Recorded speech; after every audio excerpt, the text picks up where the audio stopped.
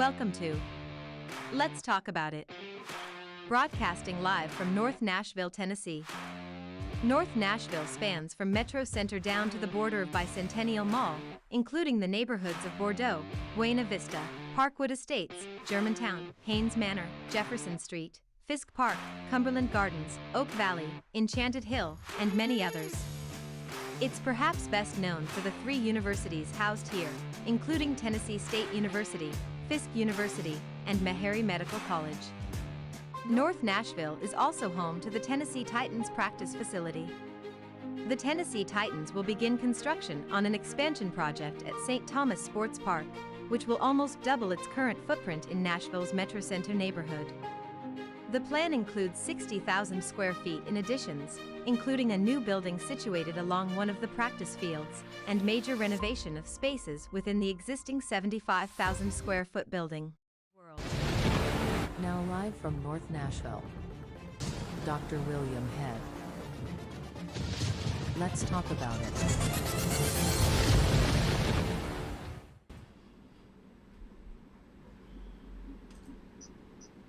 Good afternoon, and welcome to Let's Talk About It from beautiful, often disrespected, always neglected North Nashville, which includes East Nashville and South Nashville, wherever you see black and brown people.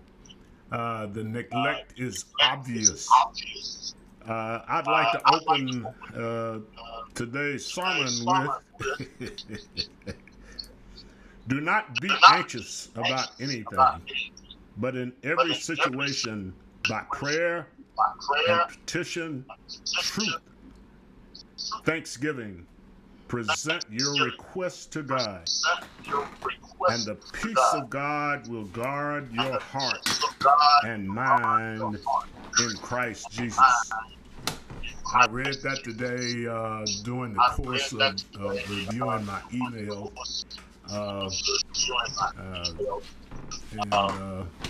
It struck me as very pertinent to how people are feeling right now with all that's going on with COVID and all the internal strife that we are having because of the vaccinated and the unvaccinated, and then a war that threatens everyone. It is a time of great strife.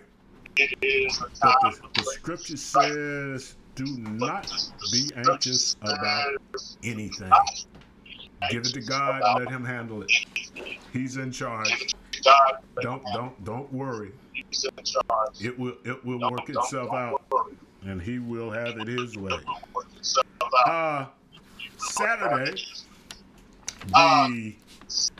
the dedication of the Catherine Houston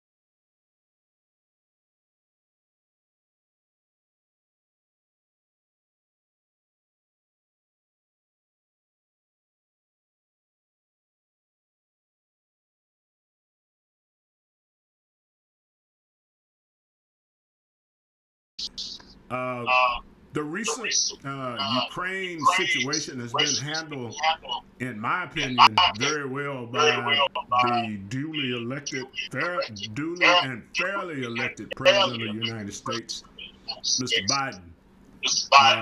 I don't want you to be frightened by this thought, but think about 45 being in office and this happening. Wow. Look where we would be. Today we had our, well, I'm sorry, let me back up a little bit. It's funny that the Ukraine was threatened with the loss of their military support right before 45 went out of office, and later on announced this week on the news, 45 dismantled a group, an agency that was formed during the Obama years that was designed to protect the country from the meddling of the Russians on our computers.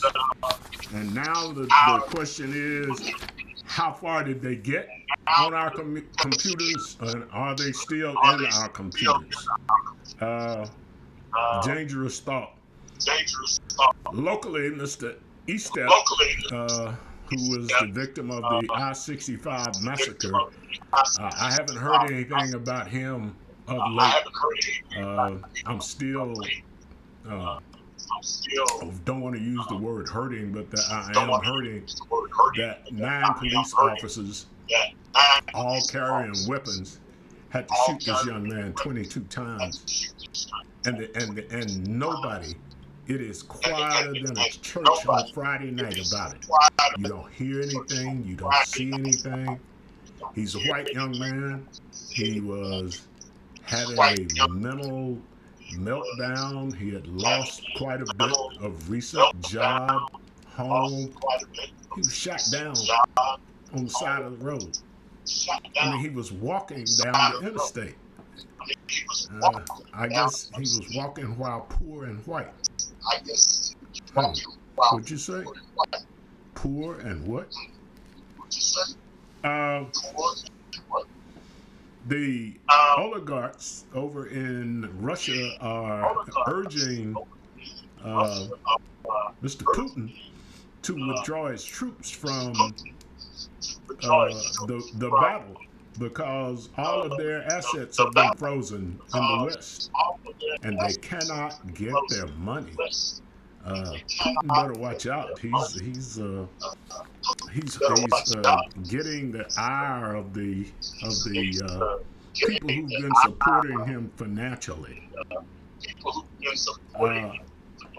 When you think about the plot of the movie The Manchurian Candidate, check it out.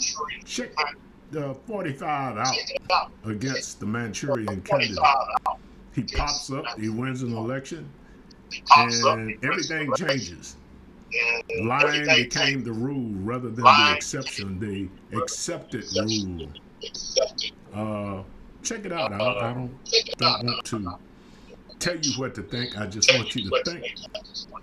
Deion Sanders, coach at Jackson State, lost a couple of toes to some foot malady that he has. Our sincere wishes that he gets well and is able to resume his regular schedule as soon as possible.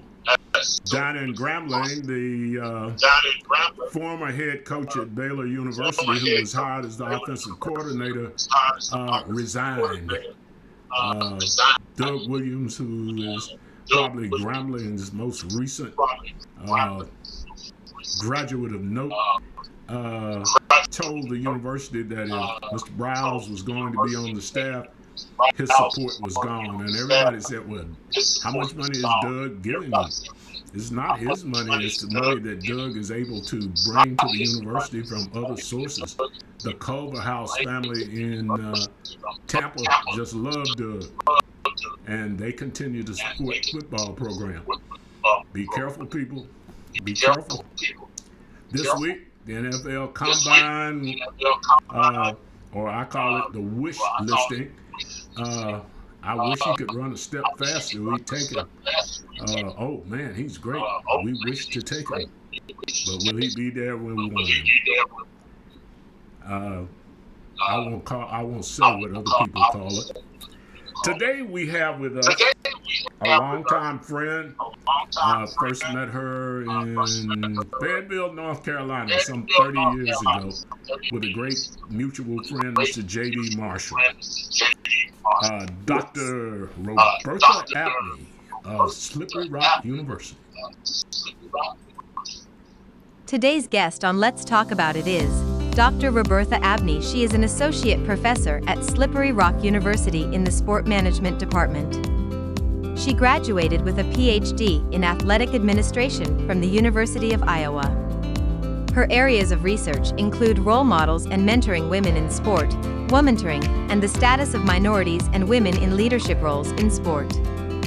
At Slippery Rock University, she teaches undergraduate courses such as Sport Management and Ethics, Sport Communication, Sport Marketing, Global Sport Management, and Introduction to Sport Management. She has written several chapters in sport management textbooks.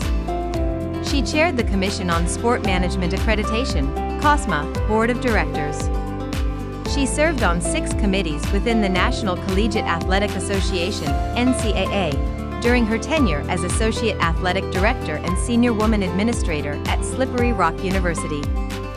She served on the NCAA Division II Management Council Subcommittee, Committee on Infractions, Administrative Review Subcommittee, Championship Task Force Committee, and Project Team to review issues related to diversity. Also, she served on the American Alliance for Health Physical Recreation and Dance, AWPRD, Awards Committee. She is a past president of the National Association for Girls and Women in Sport, NAGWS. Dr. Abney was selected to represent the International Council for Health, Physical Education, Recreation, Dance, and Sport in Beijing, China. Now welcome our guests, Dr. Robertha Abney.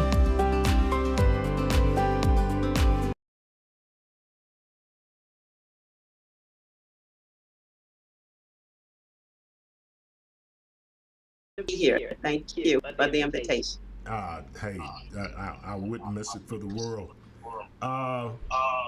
This is the 50th year of Title IX that tried its best to level the playing field for athletics and for women. Well, let's back up. Tell us about Robertha Abney. I've known you for a long while, but nobody else probably knows you that's watching this. Tell us a little bit about you in South Carolina State and where you're from, et cetera, et cetera, et cetera. Yes. Well, I am originally from a small town in Johnston, South Carolina. And I am a proud graduate of South Carolina State University, where I was also a former athlete. I went on to attend the University of Pittsburgh, and that's where I obtained my master's degree. And from there, I attended the University of Iowa. As far as my career, and I'm sure probably in the opening, a lot of information was shared with reference to my career, currently being on the sport management staff as a faculty member at Slippery Rock University. But I've also been involved with the NCAA when I served my tenure here at Slippery Rock as the Associate Athletic Director. I've been involved also with the sport management side of things at the national level, serving on the board of the Commission on Sport Management Accreditation, and I also chaired that board as well. Very impressive resume, to say the least. Thank you. When I met you, you were fresh out of South Carolina State, Yes. and I was at Fayetteville State with Mr. J.D. Marshall, the late J.D. Marshall, Yes. one of my goodest friends. Yes. Yes. Over your tenure in athletic administration, obviously the passing of Title IX was extremely significant. Tell me what you think the most significant things that have come out of Title IX passing and finally Title IX enforcement. Okay. Certainly with the passing, we have seen an increase, I think, at all levels with reference to women's participation in sport, as well as access to women's sports at all levels. As a result of this law, the numbers have really increased over time. But however, there are still some disparities when we look at the law and its enforcement or implementation as it relates to financial support with reference to girls and women's sports programs. We still have some work to do there. I don't think we have achieved the goal in terms of equality and discrimination from a financial perspective with reference to men's and women's programs. Well, I, as a young track coach back in the early to mid 70s, had the opportunity to go to an NCAA convention, my first one, in 1974, 75, or something like that. And there was a lot of restlessness in women's athletics because the AIAW was the ruling then for women's athletics.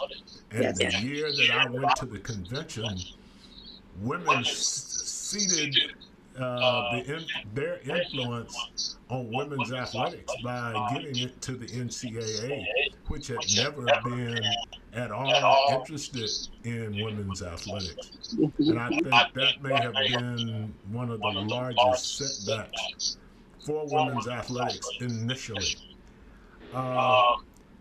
During that time, you were just getting out of South Carolina State. What was the tenor of athletics in the state of South Carolina and South Carolina State University specifically? Okay. During that time, certainly as an athlete, the awareness may not have been as broad as it should have been. There were inequalities in a lot of different areas, not only just sport within the state. And certainly on the campus as an athlete. And I really took time to kind of reflect on this prior to today and think about whether or not I really recognized and experienced inequalities as an athlete. I'm sure there were some during those times, but the support from the coaches, and I'm sure you know on HBCU campus, it's a different culture. It certainly is a different culture. And we were very much aware that we probably didn't have all the resources that were available to the men. But as far as having a good experience, whether it was equitable or not, but a good experience, I can say that I had a good experience. And a lot of that, of course, was not only just in terms of playing and having the facilities, we had uniforms, etc. But there was also, again, that support academically, with reference to making sure that you were going to classes, and we knew that our coaches were really trying to get as much as possible for us as athletes. And I think some of that also contributed to the fact that we were pretty good as a team as well. So that helped a lot. That helped a lot because we actually were national champions. And there are some perks that comes along with, being a good product on the campus. A winner, yes. Mm-hmm. Before I met you at Fayetteville, I was at Morris Brown College in Atlanta.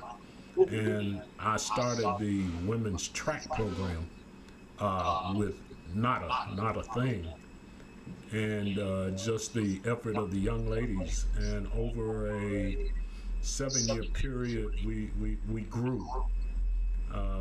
We had some exceptional athletes. One young lady won a national championship for me, and 8 or 9 others made All-America. But that was always or maybe so. In your time at State, did you ever feel that you were, you just said you were not shortchanged because you got all the attention that you wanted, and probably was pushed to the limit by some of your coaches? Oh yeah. The perks that go along with being an athlete now on the Division I level, we didn't even approach. Didn't have the money to approach. Still don't. Right. So as you look back on the experience, the HBCU experience was very rewarding, even though the monetary support may not have been what it should have been or could have been. Do you agree with that? Very much so. Because you have the monetary and possible financial support, but that emotional support is certainly just as important, and maybe even more important, because I do recall instances where it was not just training and conditioning and focusing on everything on the court, but there was also a lot of training and development and everything that occurred off the court as well.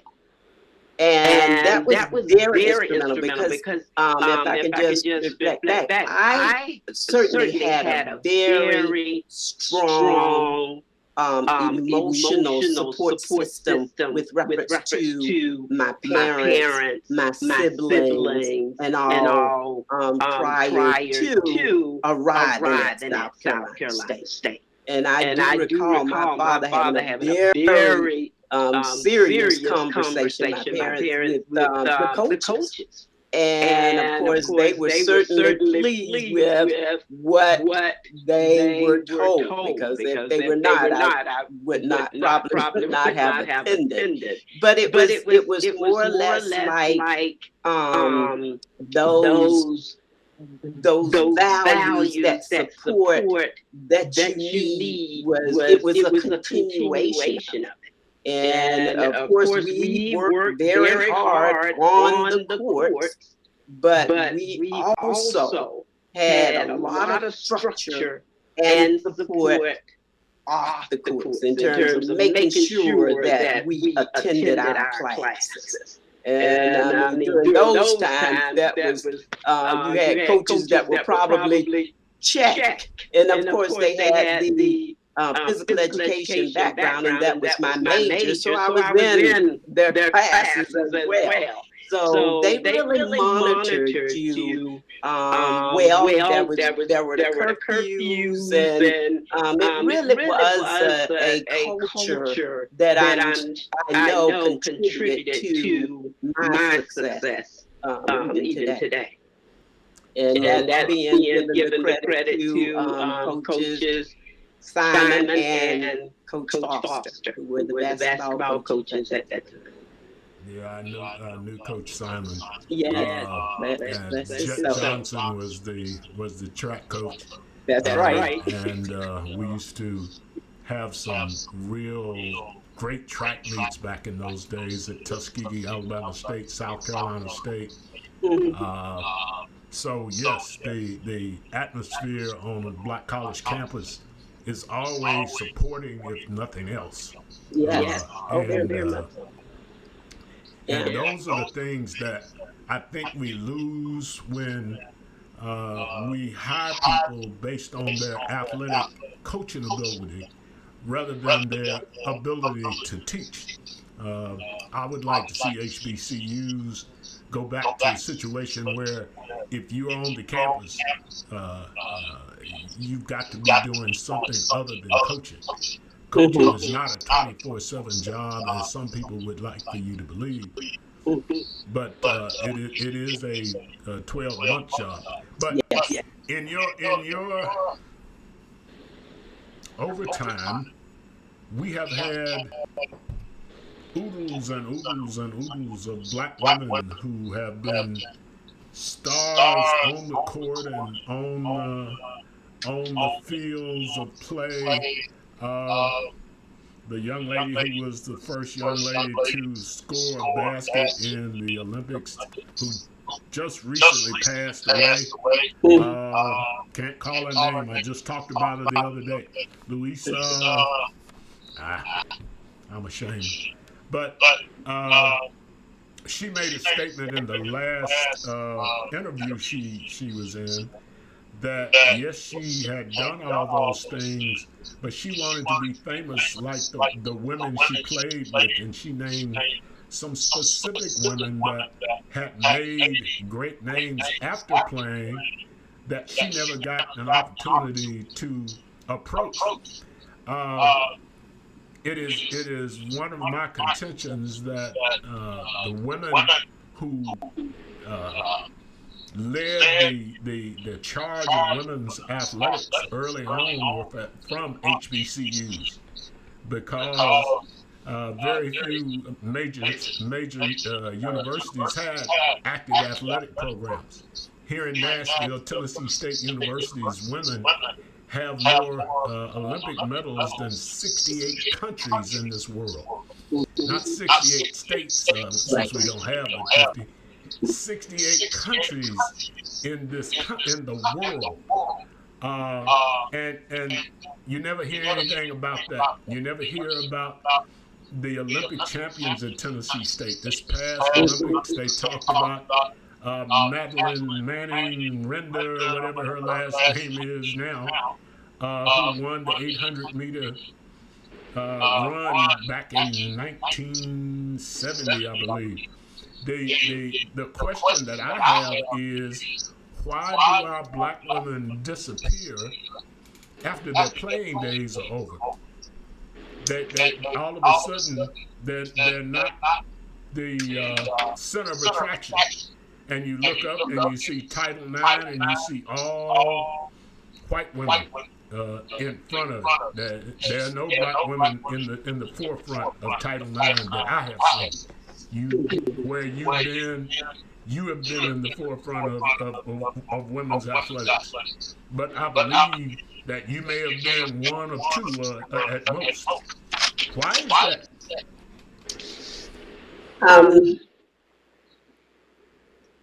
We still have, again, a lot of work to do.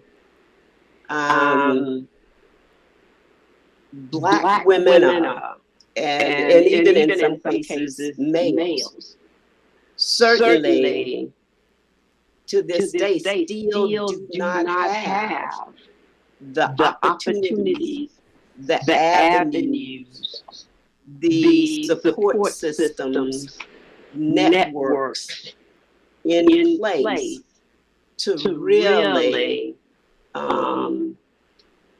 assist them in their career advancement. And again, it's the nature of the industry, because as you have stated, there have been many, even as I reflect back on my career, African American women who were in the forefront working tirelessly with reference to the advancement of Black women, whether it was on the fields, courts, tracks, in the pool, and a lot of them were in positions where they could make a difference. In fact, one of the things that I know that was very instrumental with reference to my career again, along with the emotional support, etc., was the fact that I was fortunate enough to have a mentor, several mentors, as well as role models. And they were very instrumental in my career path and advancement. And that started actually during, and I even consider during my time at South Carolina State as an athlete. They were my coaches, but they were also mentors. It was really Coach Foster that encouraged me to complete the application for my master's degree. He had attended the University of Pittsburgh, and he also highly recommended. In fact, he brought the application to me and was like, complete this. Apply for your master's degree. Go to apply to the University of Pittsburgh for your master's degree. There was no question. It was said, fill this out. That's right. No discussion about are you thinking about you should do this. It was like, here's this application, complete it, apply. You're applying at the University of Pittsburgh for your master's degree. This is where I attended and received my master's. And yes, that was pretty much it. And I did. Go ahead. A quirk of that situation is that states in the South used to pay for instructors on Black college campuses to go north to universities that they could get into, because there were no universities in South Carolina, Georgia, Tennessee, Alabama, Mississippi with master's degree programs that would admit people of color. That's right. And many of the, most of the coaches, if not all of the coaches that you played for, and I before you, were people who were educators first before they became coaches. And they maintained a level of affinity for the academic end of what you had to do. And that affinity reflected in your performance academically. Yes. But I suppose deeper than what we just discussed is that there were women near the top of women's athletics early on because of their performances. Wilma Rudolph, Wyoming Tyus, Madeline, and I can't remember her last name, she was Madeline Manning. And these ladies ran for the United States in the Olympics and won medals and brought fame back to the country, and they ended up coaching in a junior high school.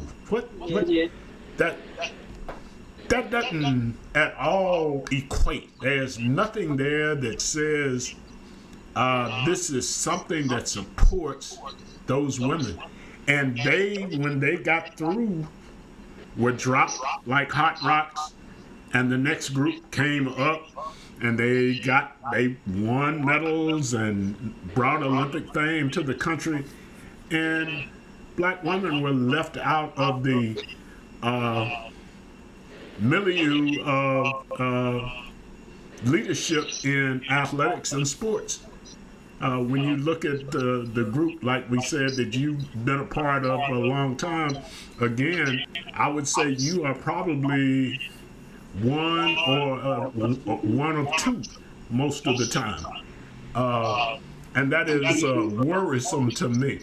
Doc, we're going to a commercial, and we will be right back. This is... Hello, welcome. We are Crossroads Campus. So happy to have you guys here. I'll take you and show you through. I'm the program director. My name is Eric Davis, and I've been here for about 7 months now. So who we are, we help young adults in the community, ages 18 to 24, facing severe poverty and homelessness. And what we do is provide them opportunities to kind of get back on their feet and work back in the community, coming down to our Crossroads campus through our job training program as well as our affordable housing program.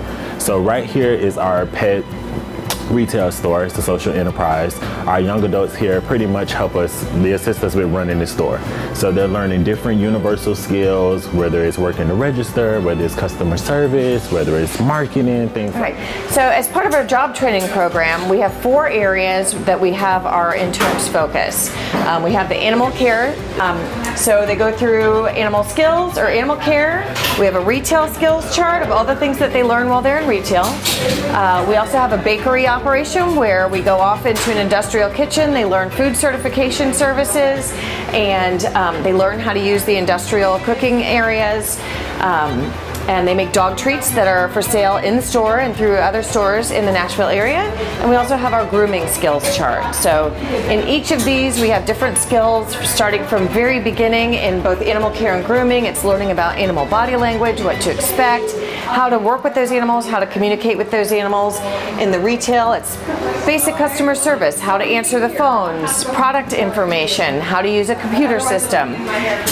So they learn different things that we are hoping that they will be able to use in the rest of their life to create a sustainable living situation for each of the interns that goes through our program. Here at Crossroads Campus, we are a job training program, an animal care program, an animal adoption program, and an affordable housing unit. Crossroads Pets is the place where we believe that people and animals connect.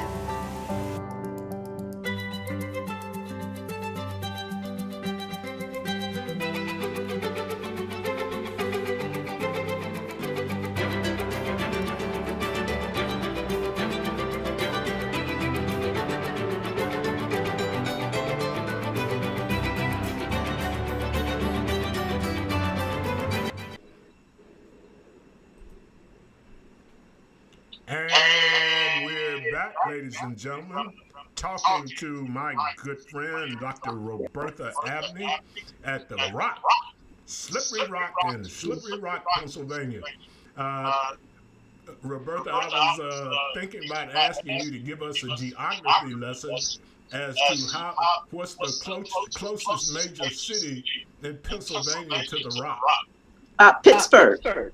Pittsburgh is about 60 miles south of Slippery Rock. Okay. Yeah, That sounds reasonable.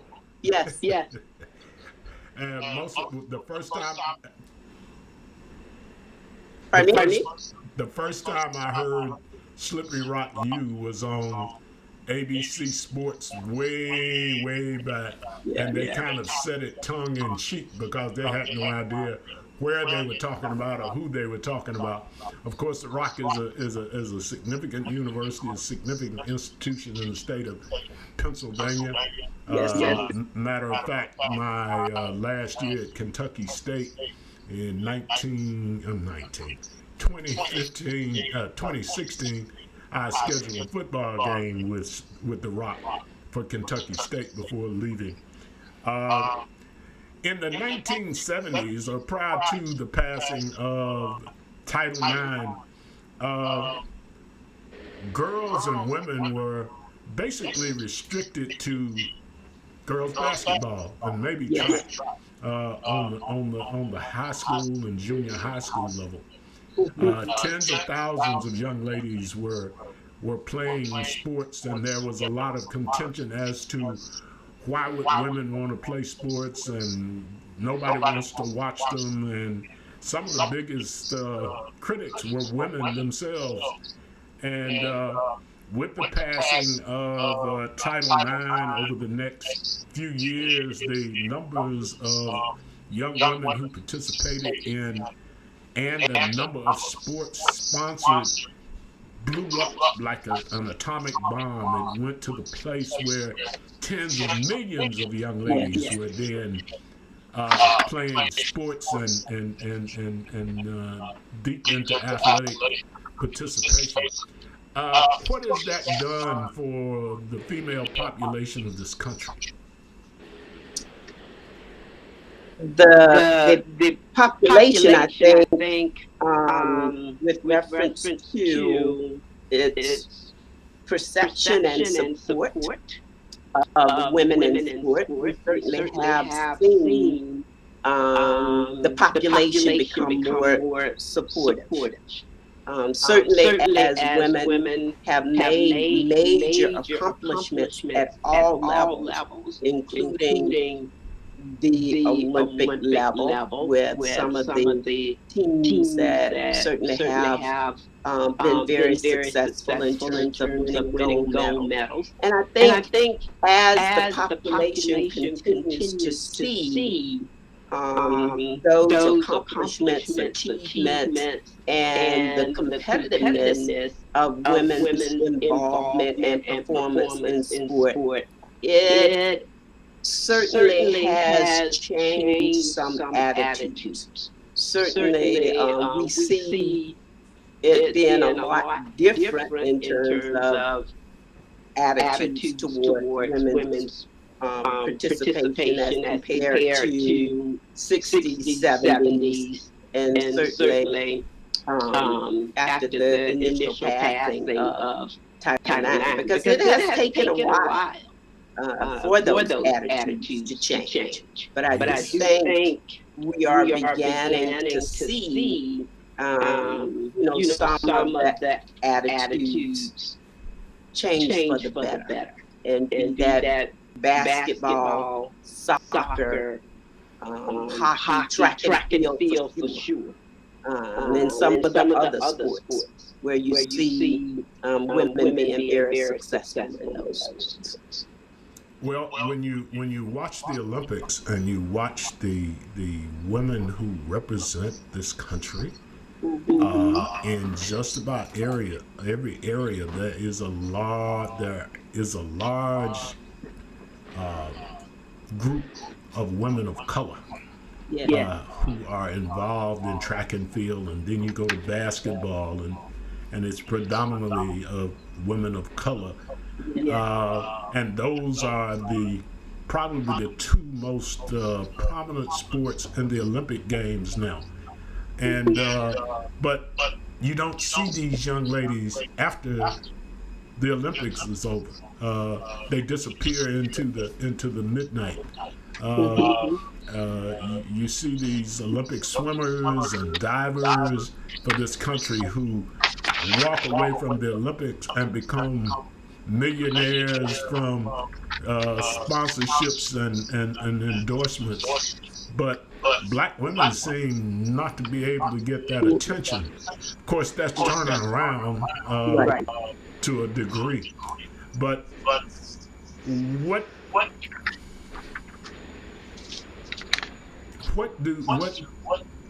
well, I'll use last year's NCAA women's basketball tournament.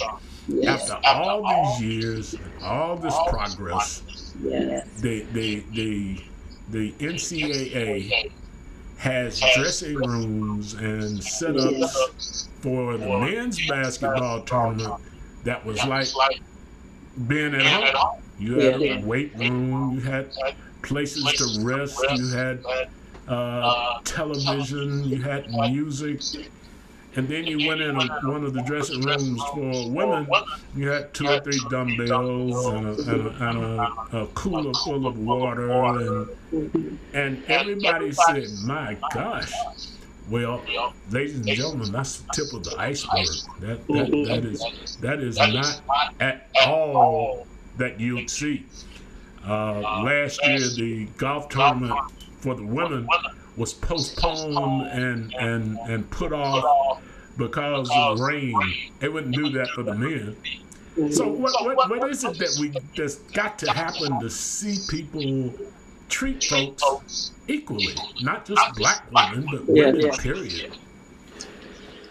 And of course, the NCAA situation was a very unfortunate and disappointing, really, situation. But I still think that we still have a lot of barriers and a lot of obstacles that we have to overcome.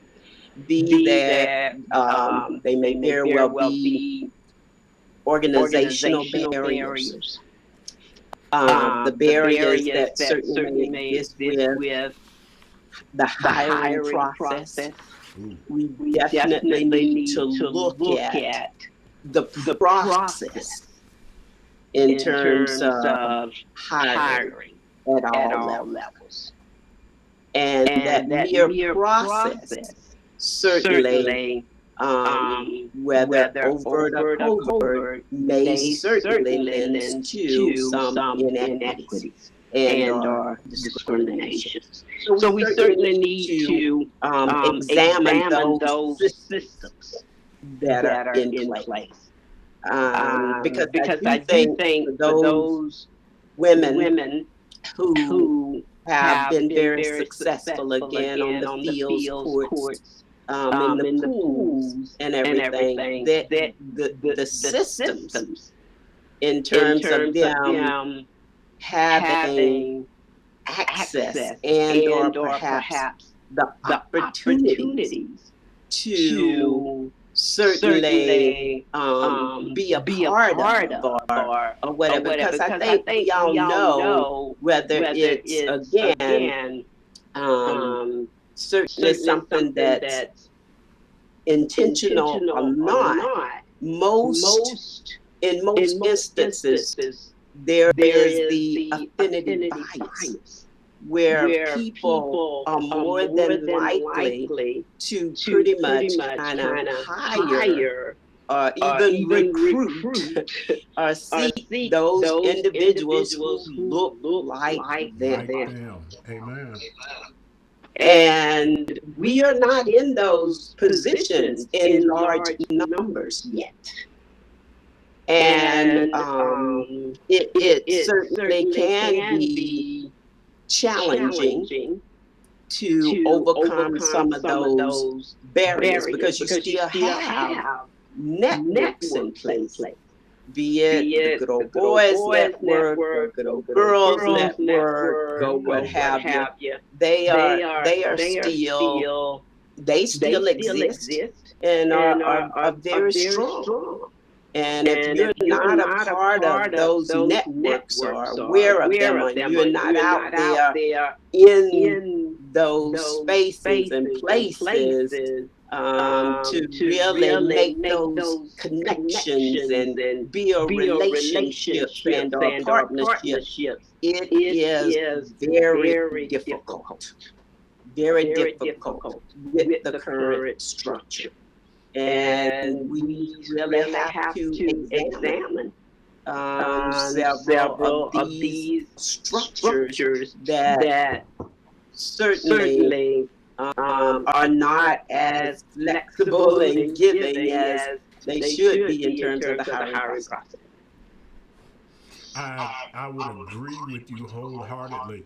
One of the things that I find, I want to use a term that is acceptable in public, but the people who rise through the ranks, who go from being an assistant, a grad assistant, to become a head coach, and they do it on the backs of all kinds of people, all colors of people. Right. When they get to the point of being able to reach back and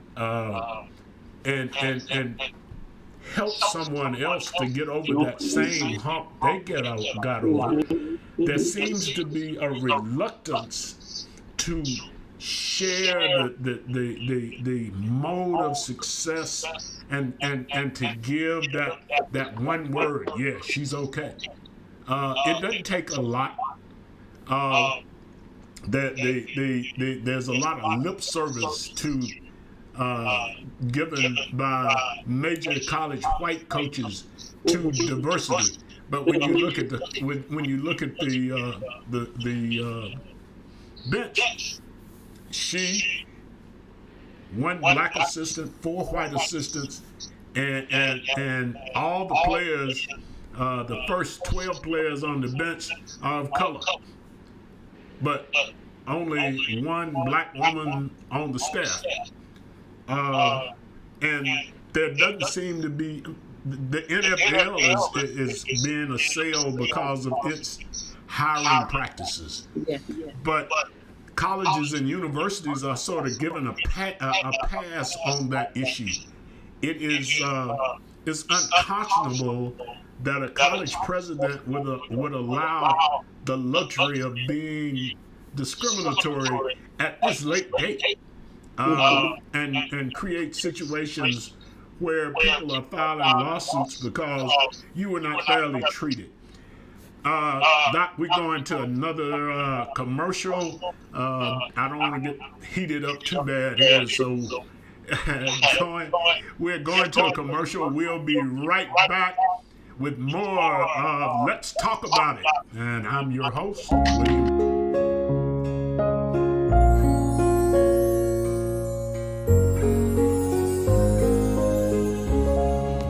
Hello, my name is Glenn Carter. I'm the owner here at Carter's Family Florist. We've been serving all over Nashville and Middle Tennessee for the last 25 years. We do flowers for all occasions. We do weddings, funerals. We send flowers out of town. I have a host of plants, corsage for the prom, a dozen roses at Valentine, a dozen roses for Mother's Day. We do balloons, fruit baskets, and things of that nature, and we do deliver. So always come to Carter's Family Florist when you're in need of your flower needs. Address is 1822 26th Avenue North. That's Nashville, Tennessee, 37208. My phone number is 615-256-3777. Thank you for choosing Carter's Family Florist.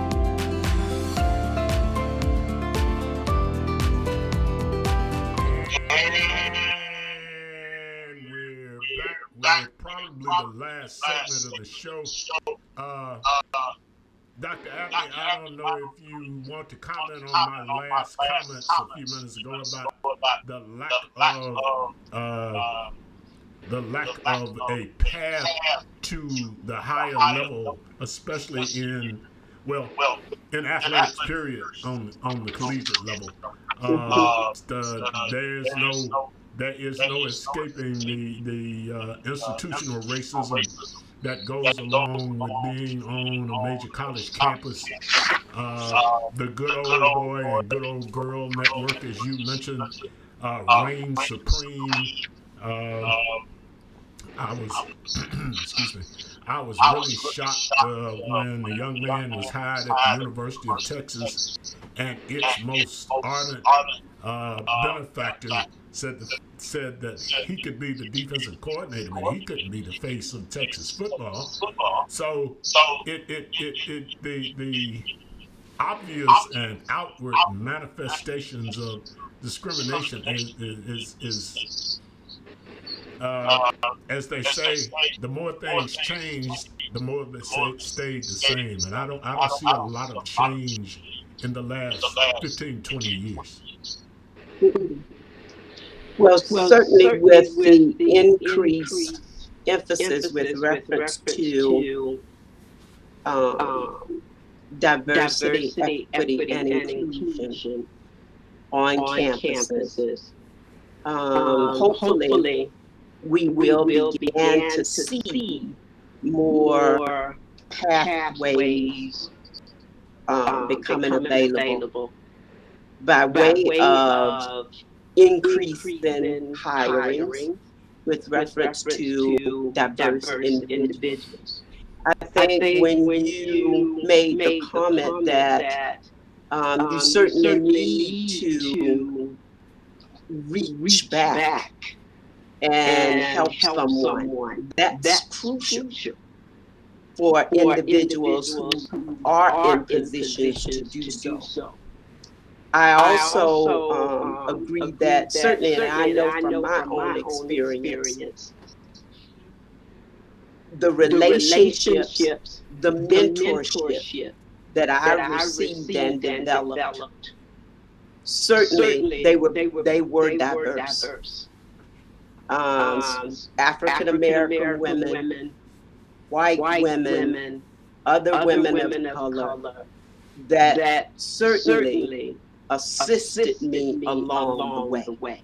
Because once I left, of course, started with my foundation in terms of, again, my parents, then on to South Carolina State. And even in high school, my high school coach was also very instrumental in terms of support. And then coaches. And as when I attended the University of Pittsburgh, I had the opportunity to meet Dr. Dorothy Ritchie, who was, of course, the first African American female athletic director of both men's and women's programs at Chicago State University.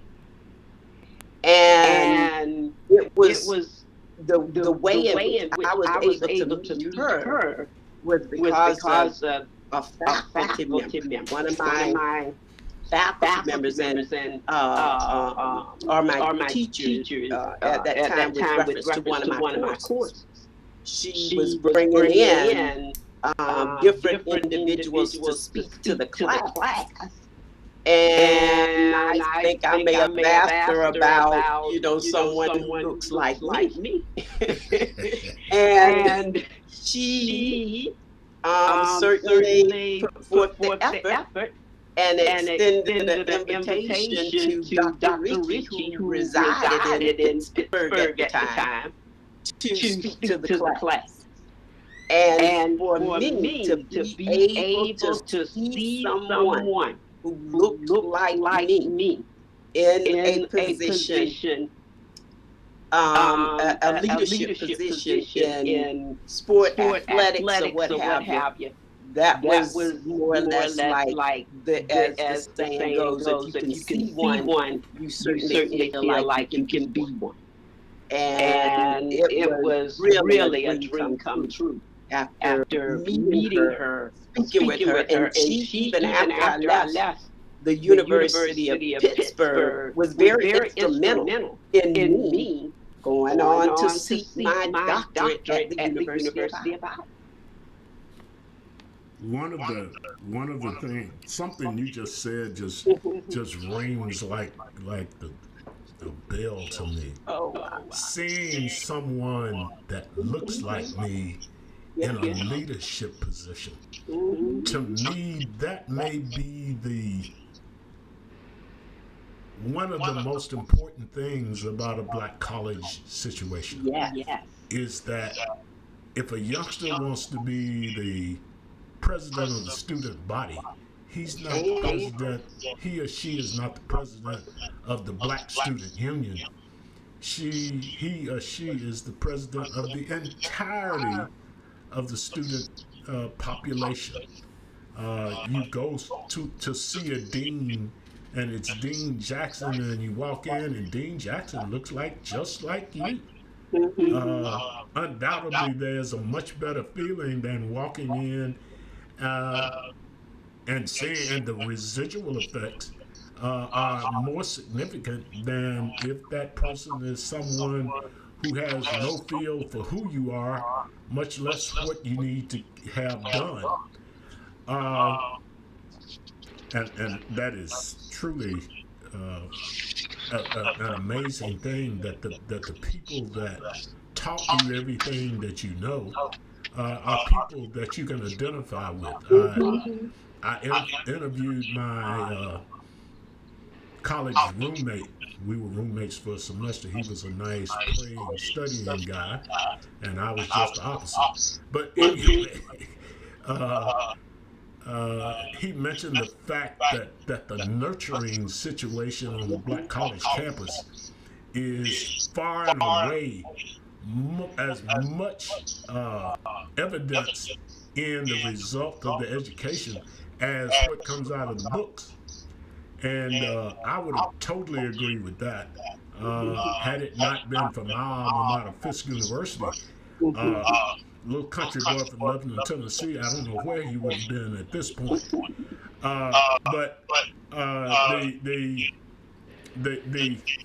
ambiance on a black college campus is you go where you want to, when you want to. You're not worried about being put upon by anybody as you go.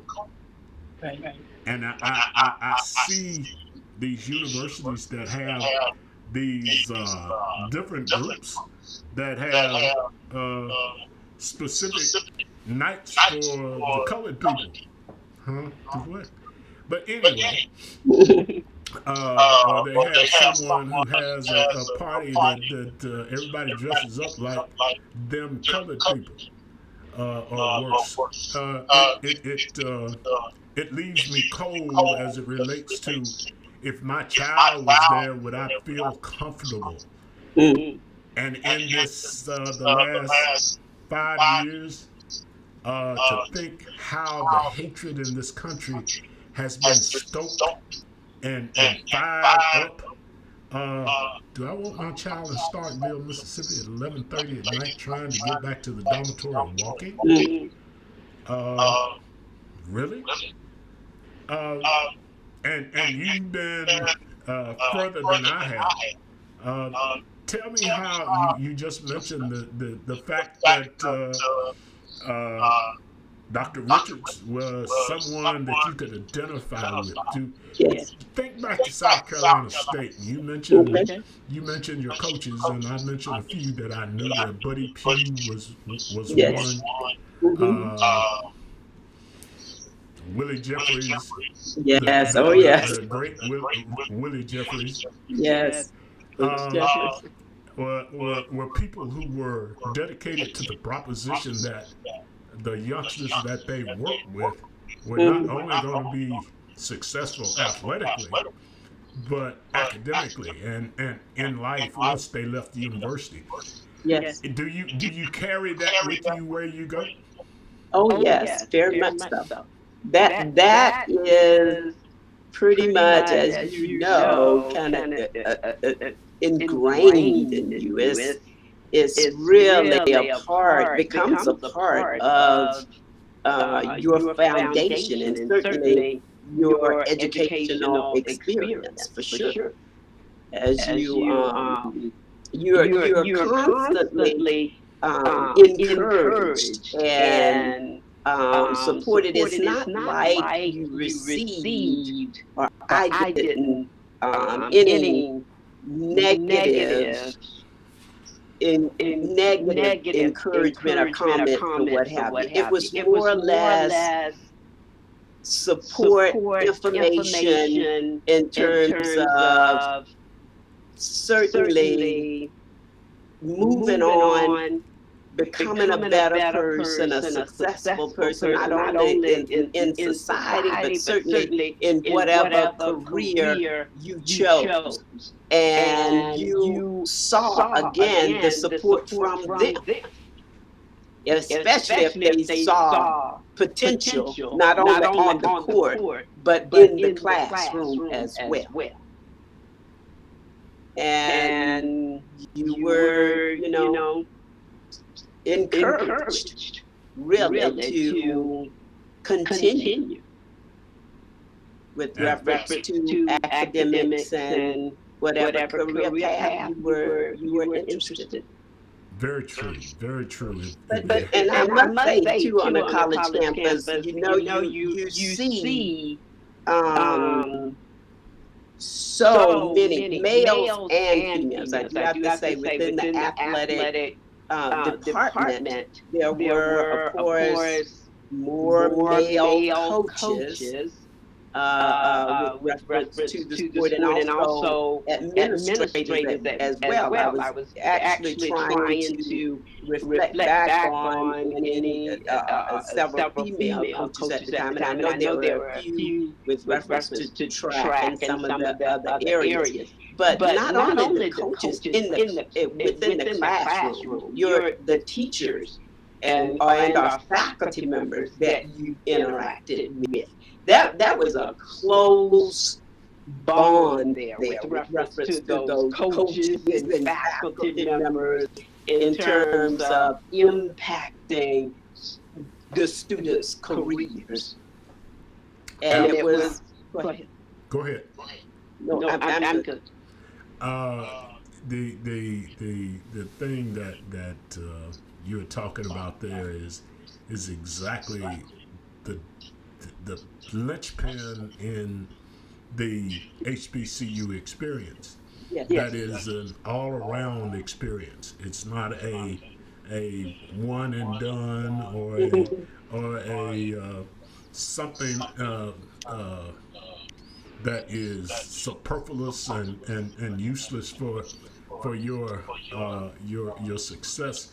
I used to work in North Carolina, which I've mentioned before, and I always thought a great deal of the University of North Carolina system. A gentleman by the name of Friday was the president of the system, and I always thought that he did a super job of trying to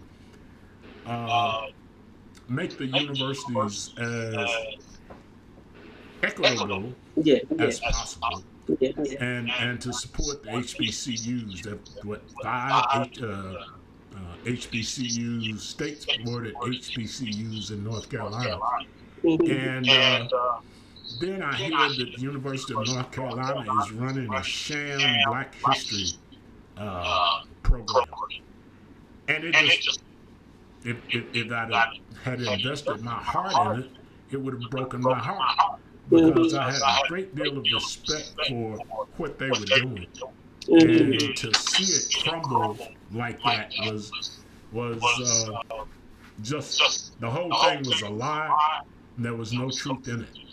Of course, lying now is an art. I mean, it has gone to way beyond anything that you would ever expect. Your last word. Tell us your thoughts at the end of this discussion. I know you do it to your classes all the time. Well, it certainly has been a pleasure to have the opportunity to kind of reflect and recall my experiences. Certainly also reflect on the growth with reference to, and changes with reference to Title IX, but I still say we still have a lot of work to do. We are not there yet. And certainly as African American women or Black women, in order to be in those positions, because the numbers are still so very low, even after all this time, we are going to have to take advantage of some of those programs that are out there. I know the NCAA has like a pathway program, and there's also the Minority Opportunities athletic program, and really increase and enhance our networks for sure. And your mentors are those who are available to help. They may very well be diverse, because even after I left the University of Pittsburgh and went to Iowa, the University of Iowa, my mentors were white women. And even being hired at Slippery Rock, it was a white woman, a female, who was instrumental in hiring me as the associate athletic director here at Slippery Rock and a faculty member in the physical education department. So certainly we have to be open to any and all assistance in order to make a difference, increase those numbers, and certainly, hopefully, began to be in those positions of leadership, utilizing even now the technology and the social media platforms, make those connections and enhance and increase those relationships. Because the barriers are still there, and we have to certainly put forth effort to try and be changing in terms of making a difference as we go beyond the 50th year. And hopefully it doesn't take 50 more years for us to be able to see significant increases with the number of women and minorities in these leadership positions. Well, several years ago, they did an in-depth study of African American ADs at the Division I level and African American female ADs at the Division I level.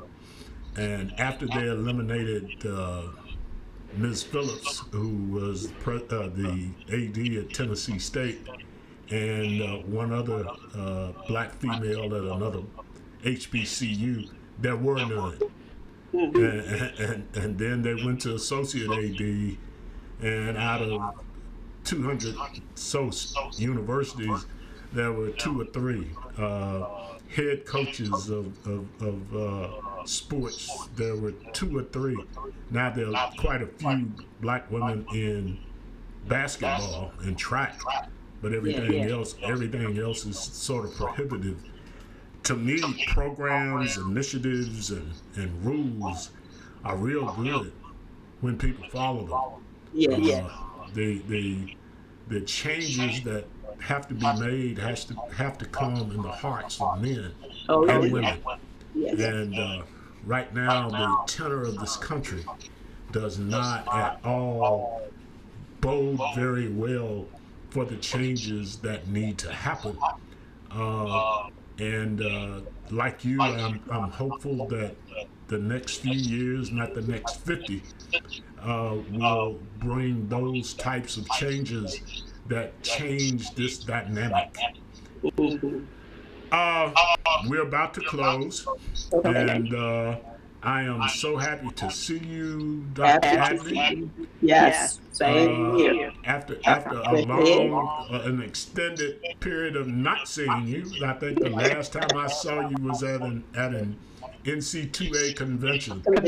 And I don't remember where it was or when it was, but that was the last time I saw you. I think it was after the late J.D. Marshall passed, and we sat and reminisced about our interactions with him. Yes. We will close today, as we always do, with a quote from the late Reverend Dr. Dale P. Andrews, the chair of homiletics at the Vanderbilt University School of Divinity. I have more questions than answers, more problems than solutions. From these gifts, I freely share. Everybody pray for the war-torn countries in Europe. Pray for those people who are running from home because they can't stay. God bless them and you. This has been Let's Talk About It. And we appreciate you listening. God bless and keep.